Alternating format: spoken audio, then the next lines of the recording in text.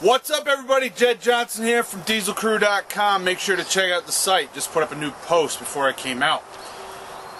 Stocking up on the chicken right now. Got some plans for some cool meals this week, so I had to get a bunch of it on the grill, and I figured since I'm out here, might as well do another episode of Cooking with Napalm. Got a lot of questions to cover. I'm going to try to get through all of them, so let's go ahead and get started. This first one is from Sam Kurth. Out of curiosity, can you mimic the difficulty of the inch dumbbell using a loadable dumbbell with a fat grip? If so, what weight would the fat grip would be of a similar difficulty to picking up the inch?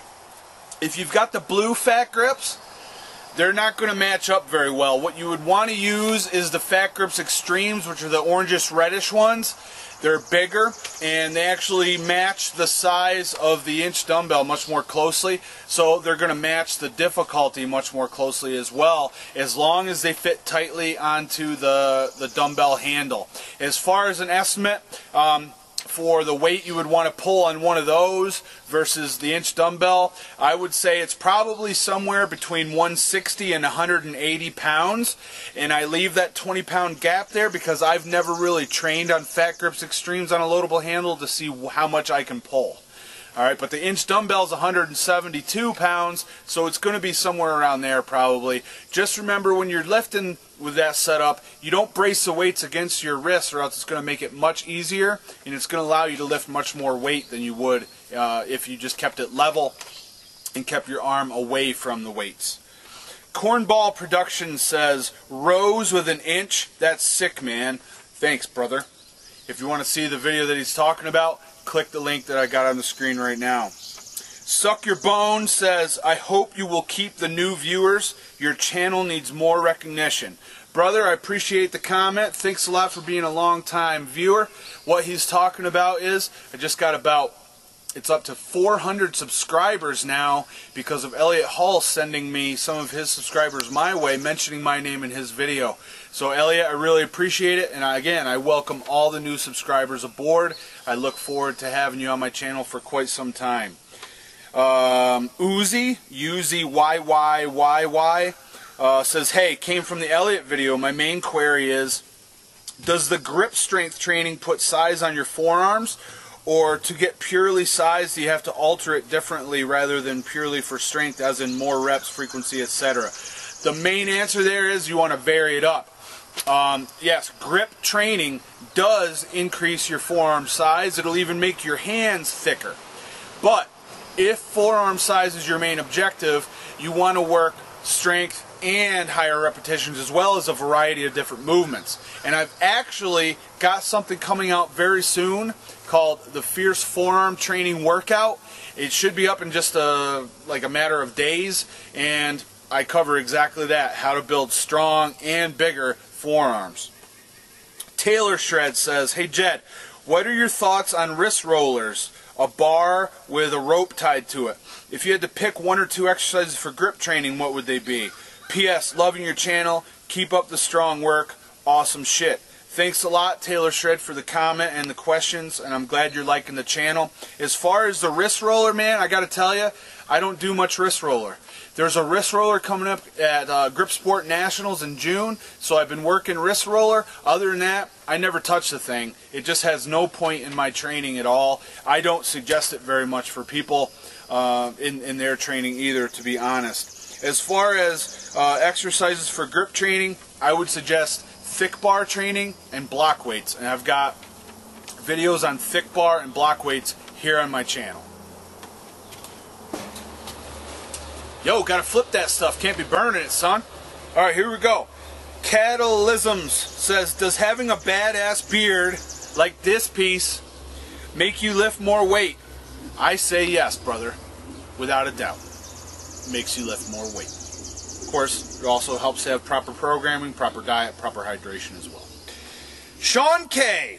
Yeah, man, love the channel. You should do a Cooking with Napalm where you kill a deer with your hands and skin it with your fingers.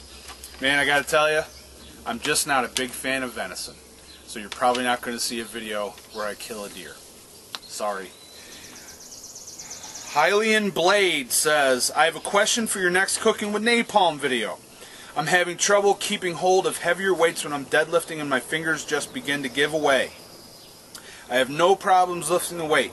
Any tips you could give me for keeping hold of it?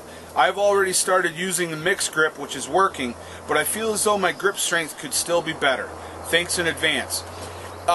There could be a number of things wrong with the deadlift. Grip strength or a lack thereof could be one of them. There could be a technical flaw. There could be a speed flaw. There's all kinds of things that could be going wrong there.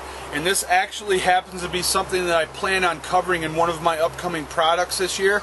I've got the bone structure all laid out for a product that will help you with your deadlift grip in particular.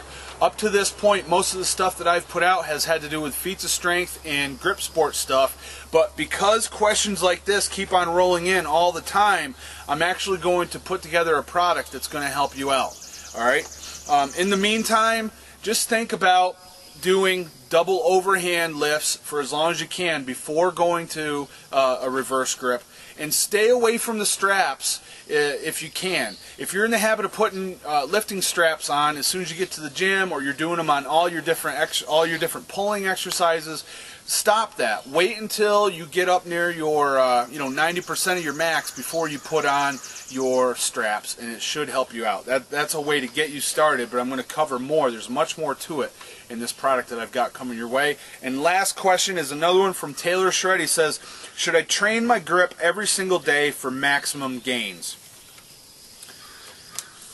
That's a question I can't just answer. Generally a grip workout entails quite a bit of volume, and if you do that kind of volume every single day that you're in the gym, you're going to hurt yourself.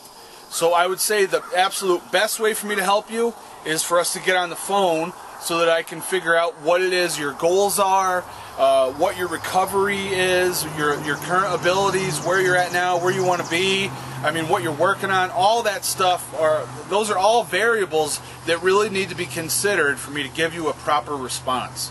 So for right now, I would say no, don't train your grip every day. And optimally, I'd like to get to know you a little bit more, either on the phone or Skype or something like that, so that we can figure out a proper plan for you that's going to fit your specific needs the best.